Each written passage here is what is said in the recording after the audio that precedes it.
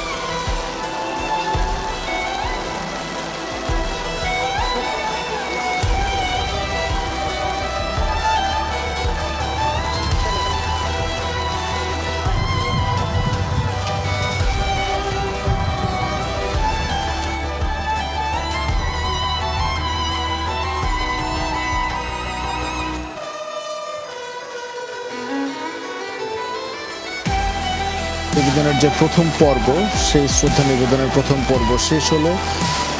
দ্বাদশ জাতীয় সংসদ ভেঙে দেওয়ার পর যে অন্তর্বর্তীকালীন সরকার গঠন করা হয়েছে সেই অন্তর্বর্তীকালীন সরকারের প্রধান উপদেষ্টা